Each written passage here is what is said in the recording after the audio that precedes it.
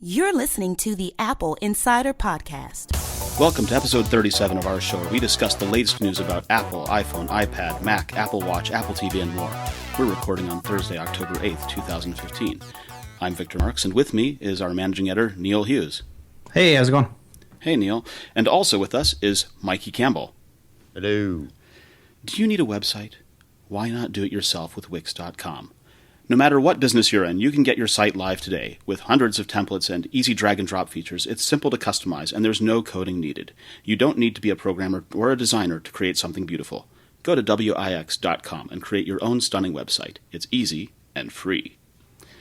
Leading off with this week's news, we're going to talk a little bit about Steve Jobs. We have a Steve Jobs movie out. There have been reviews. There have been interviews with the cast and the crew, and some controversy over accuracy. But it's also 4 years since Steve Jobs passed away. Neil, what happened with the 4-year anniversary? A lot of stuff going on this week. A lot of comments being made by Apple executives, just kind of commemorating 4 years since Steve passed away. Company-wide email was sent out by Tim Cook on Monday to everybody just to kind of talk about who Steve was to him and how Steve was kind of a family man, but he also took his position at Apple very seriously and loved the employees there and everything that he had built and how important all that was to him. And then on top of all that, you have this movie which is opening in select theaters on Friday that is kind of a fictionalized take on Steve Jobs' life and who he was to the people around him and stuff like that in a way to kind of express how he made them feel, written by Aaron Sorkin. So it's just a lot of Steve-related news this week. Yeah. Mikey, what do you remember about where you were 4 years ago when Steve Jobs died? I think he passed when the news broke while I was sleeping. So I remember finding out when I first logged on, I think, for work, probably. I was in the UK, and I just watched the keynote where we'd seen the seat reserved but not occupied, and it was just after that keynote, basically, UK time, when I got the news. And it was a really, really sad time for me. I didn't know him. I never got close to meeting him other than trips to the campus where I saw his car parked there when I was meeting other people. But there's a reason, I think, why Jobs resonates with us and why people are still trying to make movies about his life is sort of the distilled version. I think Johnny Ive said this, and you wrote about it in one of the pieces this week, about what's left after all people are done talking about him is this distilled sense of trying to make things, trying to put a dent in the universe, and not being fenced in or boxed in by the rules that define what you can or can't do. Yeah. Neil, you agree with that? Yeah, I think that's a pretty accurate assessment of it. I never had any personal interaction with him. I remember it was brought to my attention once because Apple does not have a particularly great relationship with our publication in terms of talking with us, or because we kind of exist to expose their secrets. But I remember at some point during the iBooks deposition and the process that was going on there was a disclosure, and I guess some story that I had written years ago about Apple negotiating with book publishers was emailed to Eddie Q by Steve Jobs. So it was funny for me just to see that he had been reading the stuff that I had been writing all those years, even though I never had any real communication with anyone at the company. Tell us about the movie. Yeah, so I got the chance to go see Steve Jobs, the film, written by Aaron Sorkin, on Saturday as part of the New York Film Festival, a press screening. And I did a review that we published on Saturday, and a lot of people in the comments are just upset about the fact that the movie exists, which I understand and certainly entitled to that opinion. They really don't like the fact that all the conversations and things that happen in the movie are kind of made up to kind of paint a portrait of who Steve Jobs was to those around him. Yeah, but never mind those guys. Did you enjoy the movie?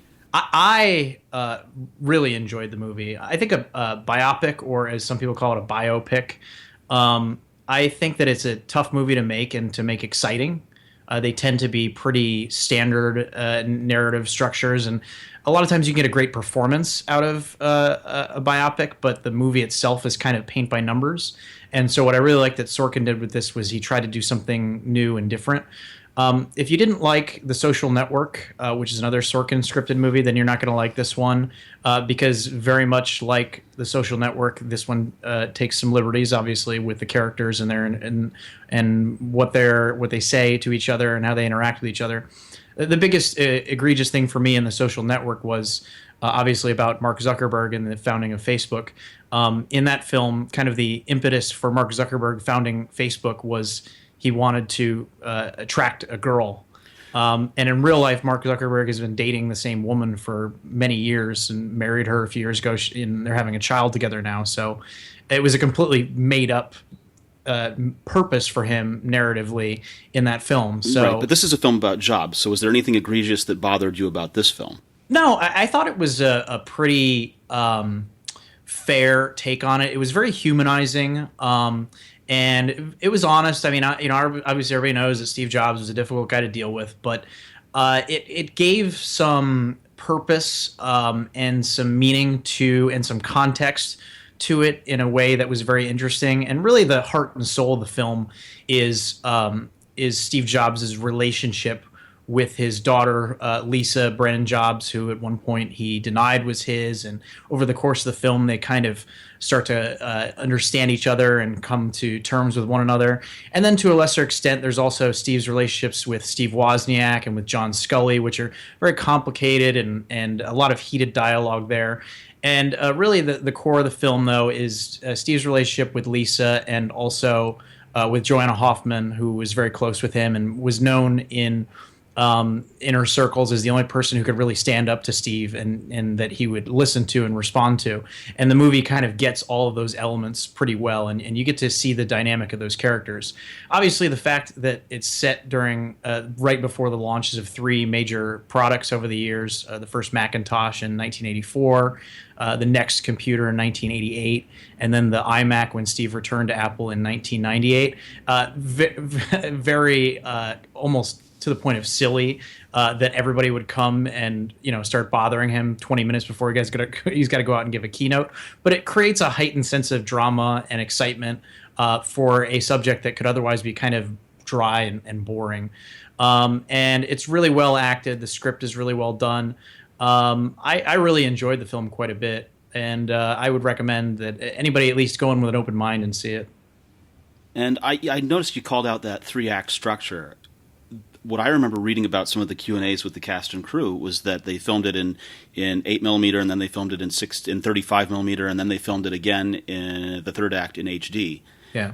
And wasn't one of the actresses' comments that they treated us really well with the film, and then they went ahead and us over with the HD? Yeah, that was Kate Winslet, who plays Joanna Hoffman, and the whole cast of main characters was there. Walter Isaacson was there, who is the author of the biography on which it's based. And Aaron Sorkin was there. The star Michael Fassbender was there. Director Danny Boyle, and they all talked about the film for a bit. And everybody was pretty excited and passionate about the subject. And I think generally everyone had good intent on it. I think that there's a bad feeling about this movie in a lot of ways because a lot of people don't like Walter Isaacson's book. And I agree with that assessment in a lot of ways. I feel like Isaacson's book was very clinical, boring.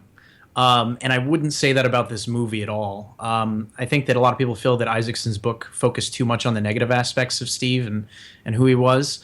And I felt like this movie really gave Steve a fair shake and tried in many ways to try to explain who Steve was and why he was the way that he was, both good and bad. I've always sort of wondered, I figured it's a hard subject to write about, and you wonder if Isaacson went so far to be negative because it was so easy for him to be positive, having been close to him, having been the authorized biography. Could be, yeah. And, we were making all these movies. These movies are basically glorification, or at least start out that way, although clearly some of them aren't. The other one, the Gibney one, is also out. And have you seen that one at all? Mikey? Yeah. That Gibney movie. Yeah. Neil recommends that we see the Aaron Sorkin one. Do you recommend we see this one? Yeah, I mean, it had a lot of things in it, a lot of archival footage that is kind of difficult to find on its own, and it collects it all in one place. You just have to go into it knowing that there is a bias on the part of the documentarian Gibney. But I mean, if you have that in mind, then it's actually a quite enlightening experience to see all that old footage of Jobs and his Mac team and a little bit of Next sprinkled in. So yeah, I mean, it's a good counterpoint to a dramatic retelling of Isaacson's biography. So you'd say see it for the history, but not necessarily the documentary and the storyline? Yeah. Cool. Yeah, you could say that. So we ended up the Sorkin movie focusing on the 1998 iMac launch. Is that right, Neil? That's the third and final scene of the movie, yeah. That takes us right into the rumor about the iMac launch for next week. Neil, tell me about what's in that iMac. What's the rumor? So there's already a 27-inch iMac with Retina display, 5K Retina display that's been around for a year, and Apple has not yet Retinified its smaller 21.5-inch model. We've known for some time that it's coming. The supply chain has been talking about it. There's evidence within El Capitan that shows a 4K resolution display. So we know it's coming this fall, and specifically now the rumors are saying that we're going to get it next week. But not only that, there's also evidence that we're also going to get new accessories to go with it. So El Capitan's latest beta 10.11.1 Beta 3 also includes references to a Magic Trackpad 2, a Magic Mouse 2, and then also a Magic Keyboard. Those are paired with FCC filings from back in August, which showed that they are going to include integrated batteries, so no more need for AA's. So now you'll recharge them, maybe through Lightning, we'll see. But I would imagine that they will also feature, at least on the trackpad and the mouse, we will have some form of 3D/Force Touch capabilities to kind of bring it up to speed with the rest of Apple's product lineup. I don't know what will be magic about the keyboard other than an integrated battery, but maybe we'll see some changes there too. Well, I was hoping for the new key switches that we saw in the MacBook keyboard. Yeah, that's possible. A nice thinner design, potentially. Yeah, keyboards are one of these things that people are very finicky about, right? Right. What's your favorite keyboard? My favorite keyboard? Yeah, you're a writer. What's your favorite keyboard? I'm not really very picky about keyboards, honestly. I know everybody, has their, they like the old IBM, whatever the hell that thing is. Yeah, the Model 1. Yeah, I really don't care very much. I can adapt and type on pretty much every keyboard. I'm a touch typist. I don't need a backlight on my keyboard. I don't use it. And I type very quickly, and I can adapt to all kinds of keyboards. It's never really been a big issue for me. So you're not one of these. So there are people that love the Model 1, like you named. Yeah. There are people that are fans of the Apple Extended 2. Yeah. Right? That big old hoary keyboard that had the slider that adjusted the elevation of the back of the keyboard. People have gone so using the iPad camera adapter kit to make that thing work with iPad. People love these things, right? People are finicky about their keyboards. Mikey, do you have a favorite keyboard? Yeah, the DOS keyboard. For currently available keyboards, that would be my favorite. Right. So the DOS keyboard is a recreation of the Model 1. Is that right? Yeah, pretty much. It uses mechanical keys, or from... uses those cherry key switches, doesn't it? Yeah, you can choose from cherry, or you can use the cherry brown or the red. I don't know. Yeah. Well, there's a couple of different models, depending on what kind of clickiness you like. But that's probably my favorite keyboard right now. I don't use it very much, really, because I just rely on my MacBook, and that keyboard is great. I mean, I can type fast on it and with little error. Yeah. So, that's just a great keyboard as well. I have gotten accustomed to the keyboard in the MacBook Air, and I know it's about the same keyboard as in the MacBook Pro, but the palm rests being there on the Pro changes it for me. So I am looking forward to seeing what this new keyboard, the Magic Keyboard 2, looks like, works like, feels like. Have you used the MacBook keyboard? The 12-inch MacBook? Only in stores. And what did you think of it? Liked it. It didn't I bother did me not. at all, but I didn't really like it. I felt like I don't know, the lack of y-axis movement kind of Not enough depth for you? it kind of made me I don't know. I think I'd have to get used to it. It's a different tactile experience. I didn't like aesthetically what they did with the oversized escape key and the larger left and right arrow keys. I thought that was pretty strange. But in terms of typing, it was fine. But then again, I'm the guy who, circa 2003, had a Dell Axum palm or a handheld thing with a That was a fold-up Windows keyboard. PC, wasn't it? It was, yes. Yeah. I had a Pocket Dell. PC. I had a Dell Axum with a fold-up keyboard that would like fold flat, and I The was in four college. folder, right? That was the four-folder accordion? It was it just folded in half. It Oh, was okay. it was a Dell keyboard, but it was Bluetooth, and I could probably break it out now and still use it with an iPad if I really Yeah. wanted, if I could find the thing. Targus But- made a version of that same kind of thing that folded up into four pieces, into quadrants, and collapsed on itself. Yeah, and I would use that thing in class, and I would I would type notes on class, so I wouldn't have to carry a laptop with me, and I loved it. So I'm not super picky about keyboards. Wow. Well, this episode is brought to you by BizFilings, where you go to incorporate with step-by-step guidance from on-demand experts. If you want a job done right, you've got to go to the experts, and when it comes to incorporation, that means BizFilings. With more than 1 million incorporations under their belt, the people at BizFilings know all the ins and all the outs of setting up a business for success. They'll break down the process for you, outline the fees and forms, and work closely with the state, so you know exactly what to expect every step of the way. BizFilings was founded by entrepreneurs who set out to build the kind of experience they'd want if they had to do it all over again. A straightforward site loaded with tools to help you understand your options and make the right call. With the resources at BizFilings, there's no need to put off incorporation any longer. Get started today with a free guide at bizfilings.com/start. That's bizfilings.com/start. I know you and I, Neil, we talk a lot about AirPlay, we talk a lot about speaker systems and audio stuff, and I know, Mikey, you reviewed a ton of this stuff. Yep. Apple launched the Beats Pill Plus. It's an AirPlay speaker. Tell me what's in it. Tell me what's going on with this thing. It's not an AirPlay speaker. It's not. It's a Bluetooth speaker? It's a Bluetooth speaker. I don't care for any of the Beat stuff. You don't care for any of the Beats stuff. It's a Bluetooth speaker. So it's basically, let me guess. They took the existing Beats Pill, they made it larger, right? Mm-hmm. Okay. It's Bluetooth, so the last one's Bluetooth as well. Did they put the controls that were on the back, put them right up on top this time? They're on top this time, yep. Oh, all right. Cool. And since they made it larger, it's probably not going to roll around like the other one did. Did they make a flat surface on somewhere? Yeah, it's got a flat top and bottom, and then it's rounded on the sides where the speakers are, and it's got two woofers in the center and then two tweeters on the outside. It's the same basic design as the Pills before it, but they just move the buttons around, and then on the back they've got auxiliary input, and it actually recharges via Lightning now, which is interesting to me that Apple is kind of they're doubling down on Lightning. A lot of people were thinking USB-C was going to be the new standard for Apple going forward after the new MacBook, but it seems like their consumer-oriented iPad, iOS devices, and Apple TV are all going Lightning. Never doubt the ability to extract a licensing fee from MFI. The Lightning connector has a license to it, even if it's Apple's own, but they're making the female port accessible and usable for third parties. So my bet is this is a speaker to show the way for third parties to use that Lightning port.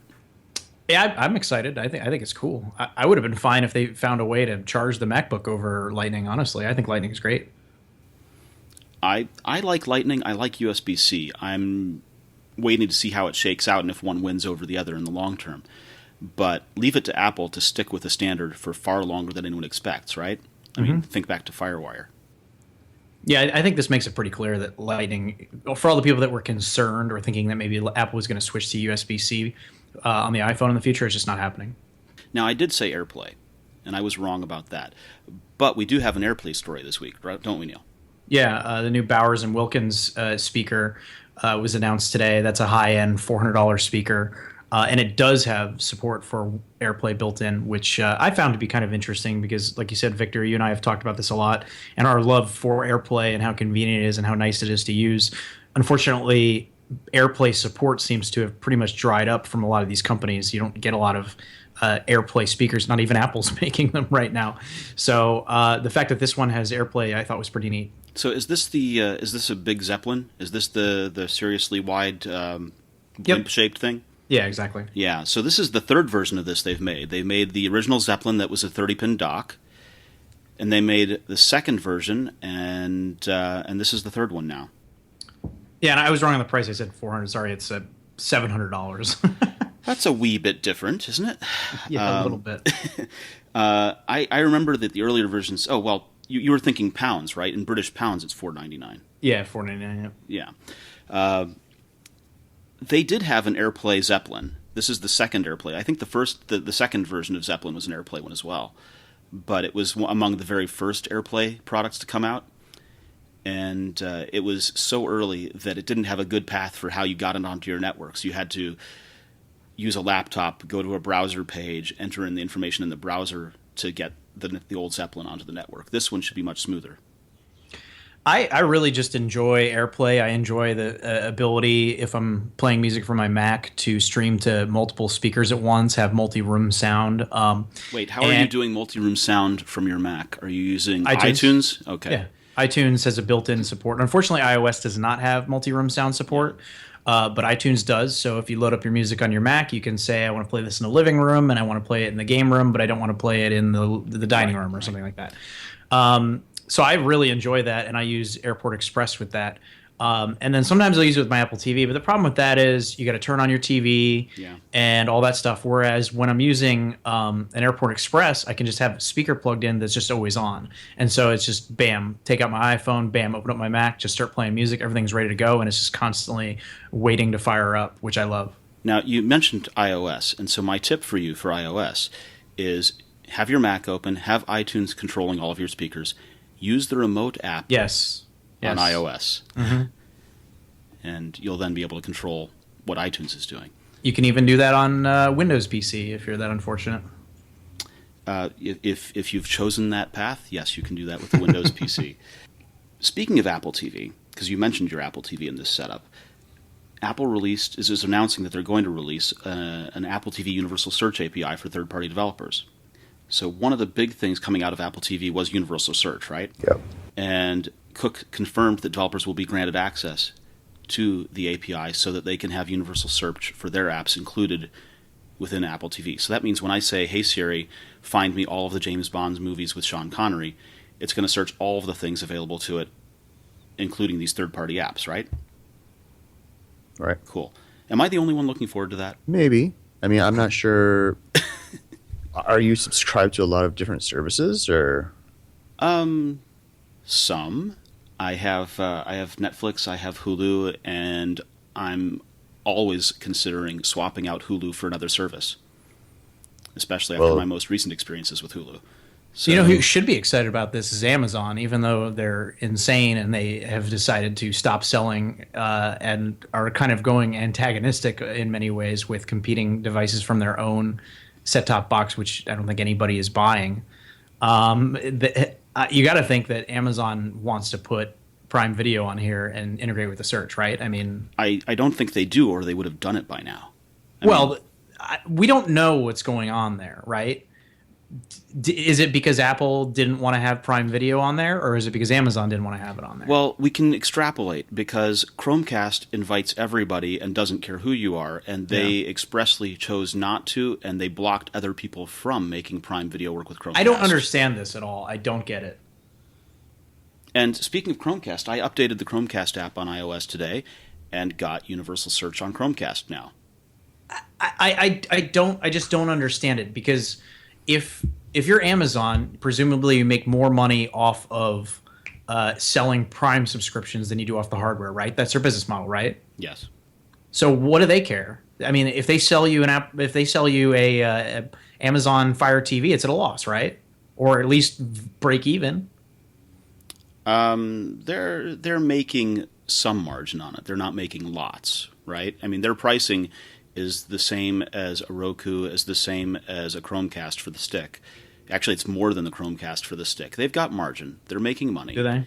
Yeah. Well, yeah, I don't understand. I'm not understanding their logic there, especially with the way they do everything else with Kindle and all that. I don't get it. I think someone said that, they were tired of having Prime subscriptions be largely bought for the free shipping and wanted Prime subscriptions to be bought for the video service, making the video a first-tier thing instead of a secondary or tertiary tier. And this is one of the ways they think they can push that. Maybe they're wrong, but that's kind of what they're thinking is how do we float the video to the top? By axing the one that sells, in the top 6 of all video streamers on our site, apparently, because that was Chromecast. It sold like crazy on Amazon. I do know someone who bought a Firebox after their most recent announcement. And they have a new upgraded one. With the new upgraded one. Yeah, they have a gaming one too. Yeah, I have a friend who went all in. He bought the game controller and everything. Yeah, what does he think? Well, it either is arriving today or it arrives tomorrow. Well, Mikey, you reviewed it, right? What did you think? Yeah, the first gen one was, it's all right. Wasn't anything to write home about. Gaming was, it was very first gen. Right. The gaming. I haven't played any of the games that has Amazon's Game Studio come out with anything? Yeah, they've come out with a few games, and they contact us because not only are they coming out with games for their own platforms like Fire OS, but they're also releasing those same games on iOS. So which games are those? I don't know what the names of any of them are. I haven't played them, but we get press releases for them and stuff. But this is where I get confused because in some ways they're just embracing multi-platform. In many ways, like Microsoft is doing now, just kind of going, hey, let's just put it all out there on every platform. We'd prefer if you'd use our platform, but if you're on iPhone, we want to get you hooked into the ecosystem. And then with this one, it seems like they've put their foot down on TV, and I don't know why. Well, Amazon's not really a software. They've put their foot down on books in the past, right? I mean, they're... Well, that was because of Apple's App Store terms is the reason there. They didn't want to give Apple a cut of the sales through the iTunes Store. Do you think I'm wrong that they're trying to make video a first-tier thing for them? I think you're right. I just don't understand why they're putting their flag in the ground on that and not anything else. I think what we're missing is there must have been a meeting somewhere, and someone got a little emotional out of the meeting, and the answer was, one of these screw me, screw you kind of things. and we don't know that was the reaction, but it sure feels like that. This is someone's emotional response to a problem. It feels weird, and I guess we won't really know until the new Apple TV's been out for a little while and see if there's an Amazon app on there. But, you're right. It's not on Chromecast, so we're probably not going to see an Amazon app on there for a while. And considering how they do everything else, I think that's pretty stupid on their part. I agree. Well, I can give you a story. Like, for example, this week, my parents were on vacation this past week, and my mom lost her Kindle. She had a Kindle Paperwhite to read on, which she loved. You were telling me about this, yeah. Yeah, and so my parents don't really know a whole lot about technology. They're a little older. Right. And, didn't your dad ask that why shouldn't he get the Fire one? Yeah, so he goes onto Amazon's website, and he sees, because they have it all laid out there, and it's an upsell for Amazon. So they're, in many ways, trying to dissuade you from buying a Kindle, the old-fashioned one, because they have their standard tablets where they can sell you more content like movies, TV shows, and they want to upsell you to that, even though it's cheaper.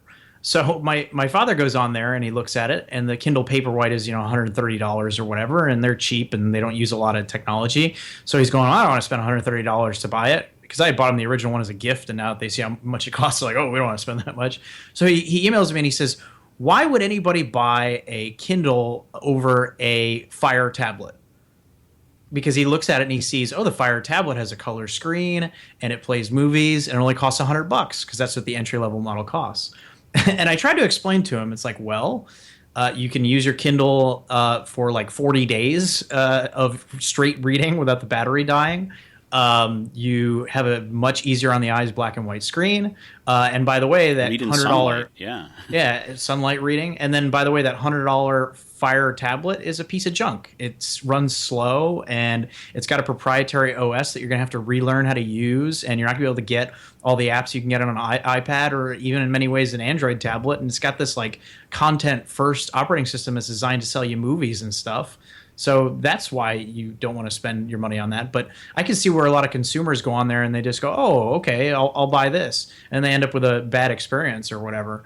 I mean, I think Amazon serves a market for people that like low-end tablets, and you can see it. They focus a lot of their stuff. Like they have a kid-friendly tablet that comes like, wrapped in like a rubberized case, so they can toss it around. And I think it has like a lifetime return policy. Like if anything happens to it, you can return it and get a new one.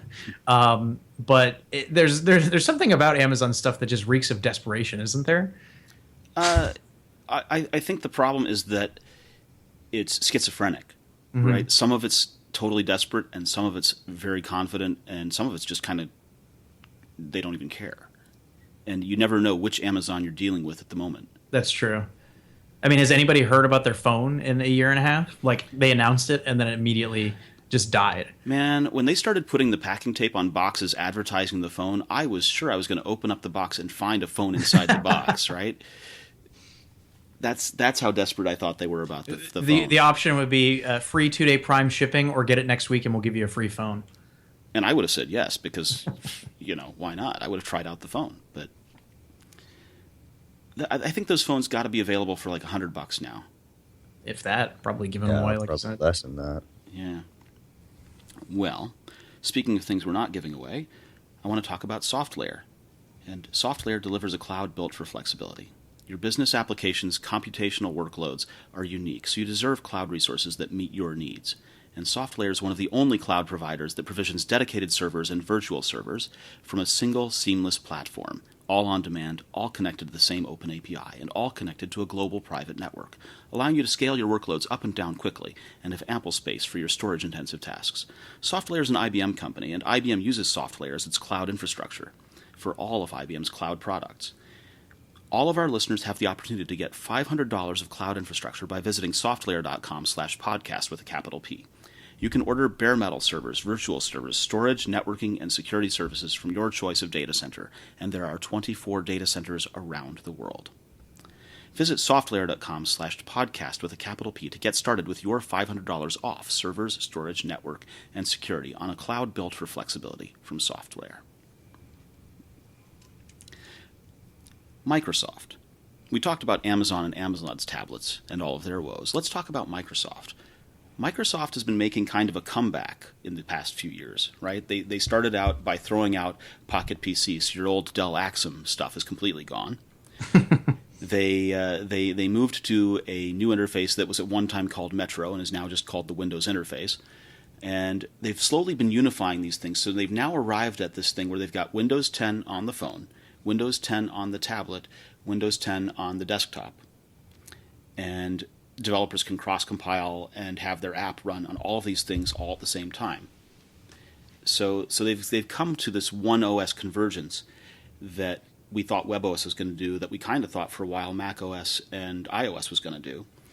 And what are they doing lately? They had some huge announcements, right? They talked about the Surface and all this stuff. What's going on there? Well, I mean, they released the new Surface Book, right? Mm-hmm. Is that what it's called, Neil? Yeah. Yep. And also the Surface Pro 4. Surface 4 Pro. I don't know. What do you think about that? Their first laptop ever. I kind of think it's ugly, but it's kind of enticing at the same time. What do you think about its hinge? I think it's the most interesting product that Microsoft has released in years, if not longer. I mean, who knows how successful it'll be, but I mean, it's interesting, it's unique, it's got people talking, it opened eyes. For a company that didn't seem like it knew what it was doing for a long time, and slowly getting into the hardware business with things like the Zune and the Surface RT.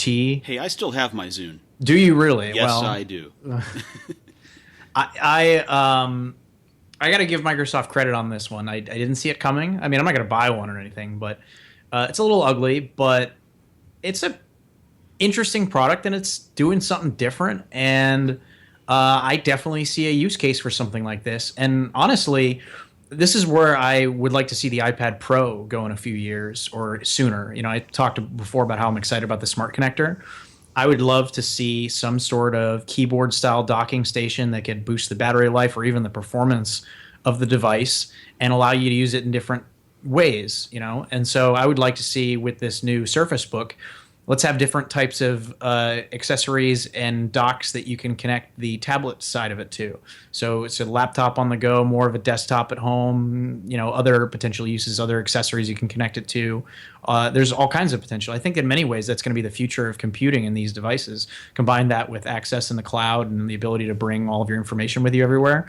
And have any of these screens kind of turn into your personal computer and the type of computer you want to use at that time. I think that's pretty exciting. So I was talking with a friend who thinks a lot about music production and music performance, and he was saying that the Surface Book represents a threat to the iPad Pro. Yeah. That there are a ton of digital audio workstations on iPad, but none of them are Ableton. Ableton does work on Windows. This thing runs Windows 10. This thing becomes the performing musician's tool. It's a little unfair to compare them because, first of all, the iPad Pro starts at $800 and this thing starts at $1,500. So they seem to be going for different segments of the market. And Microsoft was talking a lot about the MacBook Pro and talking about how this is more powerful than a MacBook Pro. A little unfair comparison because the Surface Book has Intel's next generation chips, whereas Apple hasn't yet upgraded to the next generation Intel chips. So a more direct comparison will come about when Apple updates to whatever the code name of the next generation chips are. But I think the most interesting, exciting thing in this for me is when it's in tablet mode. It has your Intel processor and all that within the screen, so it can operate on its own. But when it docks with the keyboard, it gets not only the additional battery, but it also gets a GPU that is found in the keyboard portion of it. Really cool. Yeah. But so let me ask, because I was trying to figure this out, and the specs page was written a little weird for me. It gets the GPU in the base, but are there bases that are sold without the additional GPU? And no. So, okay. So that's what I'm saying. A few years from now, I think you're going to see a few bases, and you're going to buy the tablet, and you're going to be able to dock it with different kinds of stuff. And I think this is kind of where we're heading, isn't it? Doesn't it feel that way? It's one view of the future. I don't know if it's the only one. I feel like that's how you do these converged devices. I think it's inevitable.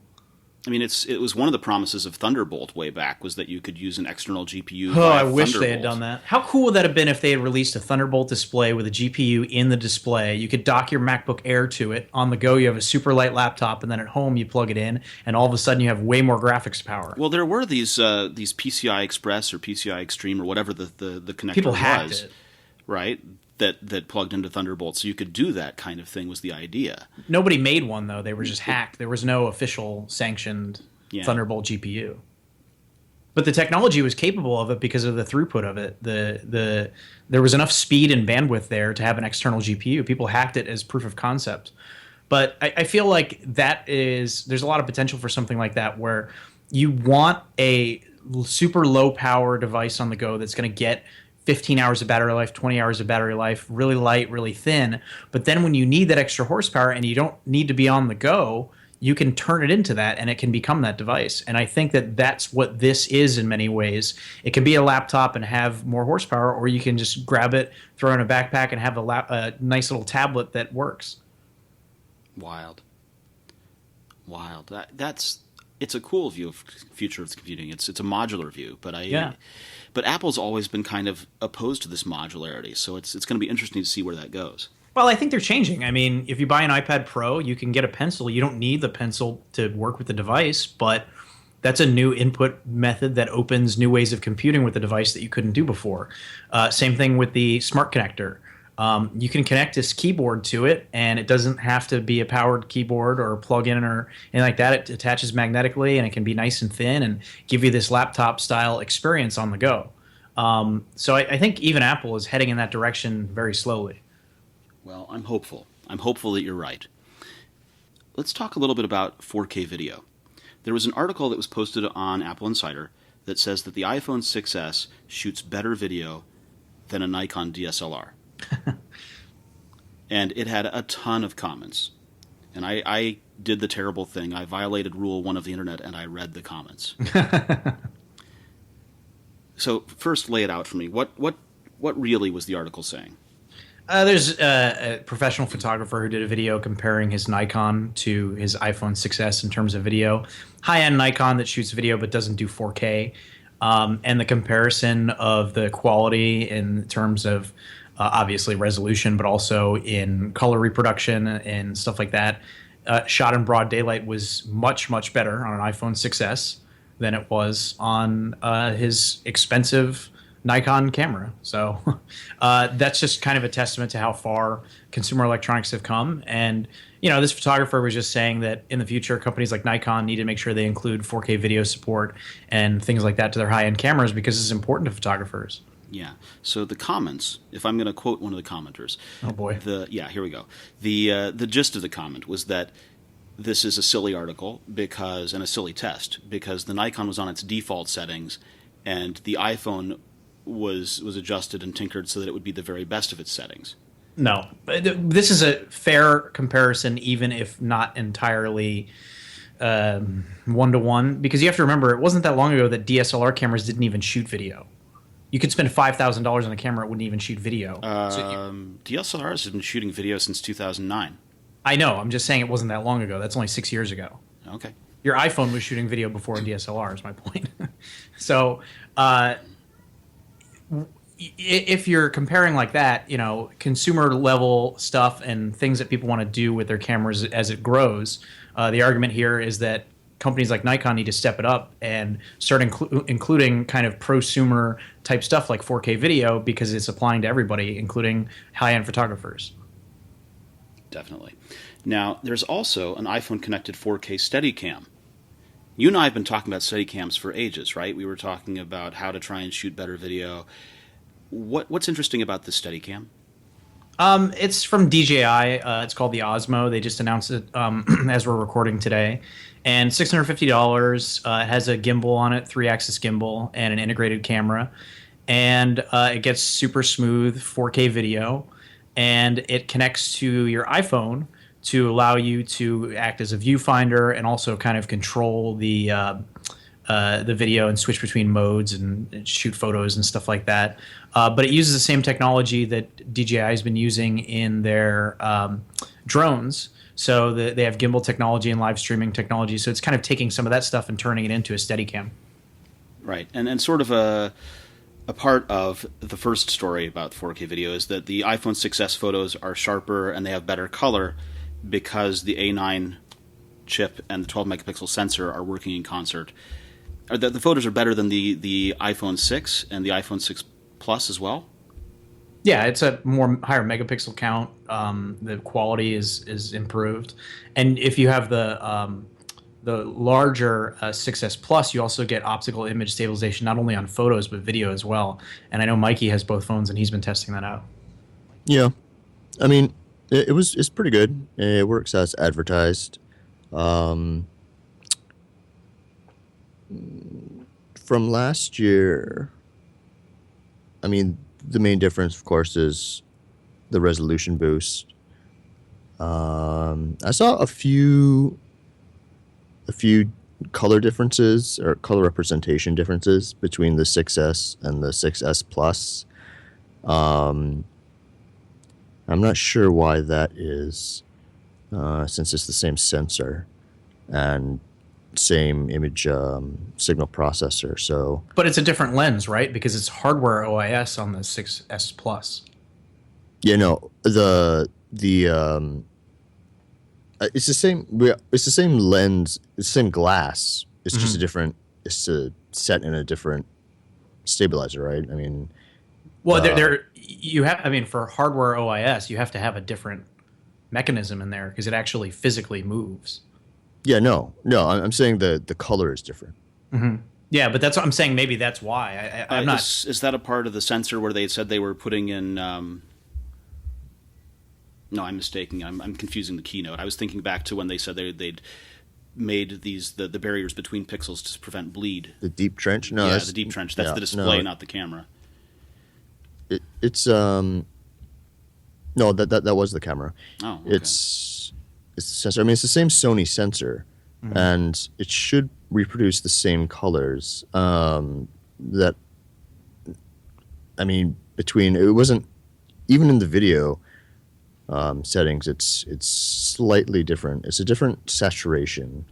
The 6S is slightly less desaturated, especially with the greens and the blues. So I'm not really sure. It might have been just that one unit. So it had more greens and more blues? The 6S Plus, the greens and blues were more pronounced and they popped. Whereas the 6S is a little muted and probably a little bit truer to life, I guess you'd say.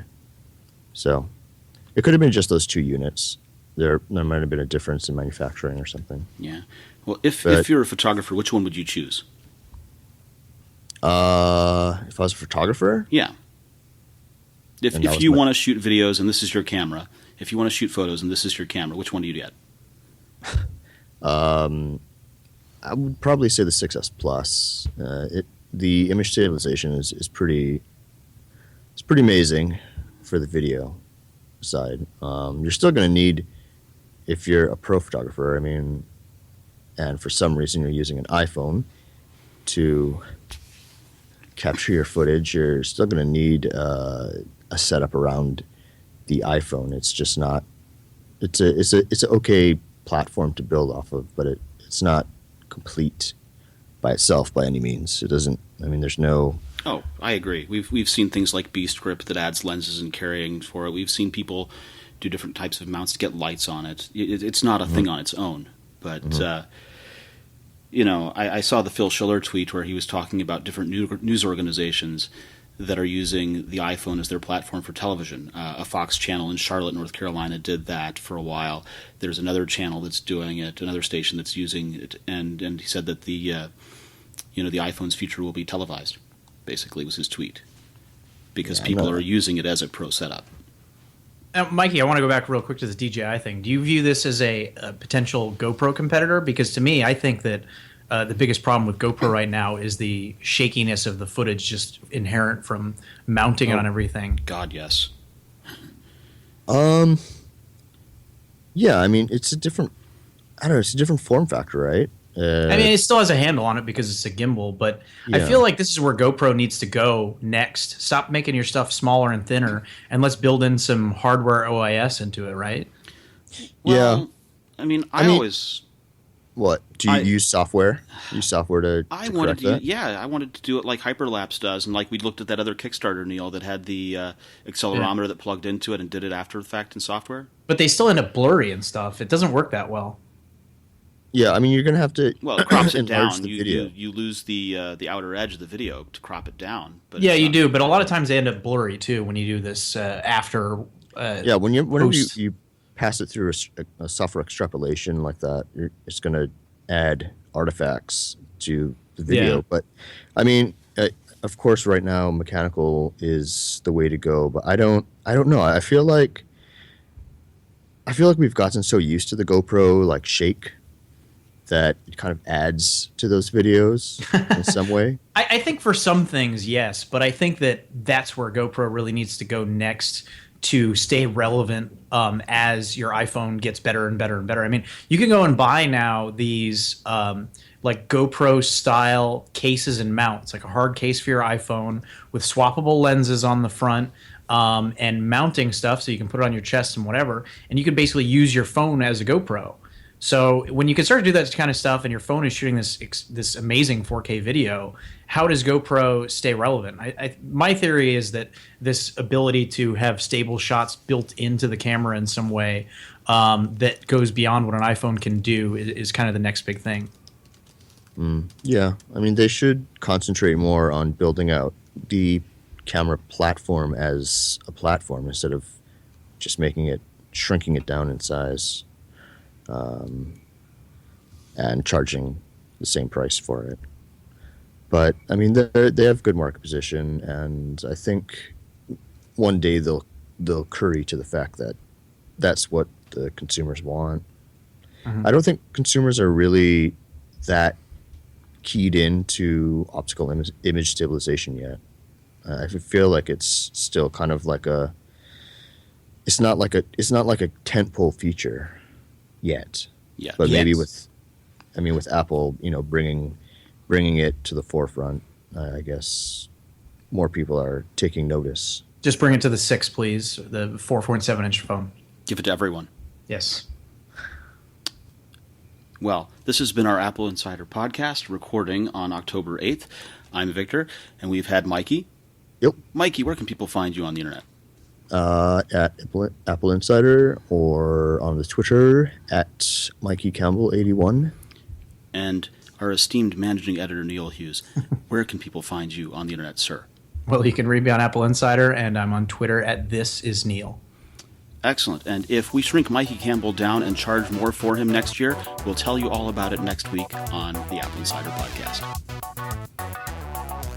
Don't forget, if you want a job done right, you've got to go to the experts. And when it comes to incorporating your business, that means biz filings.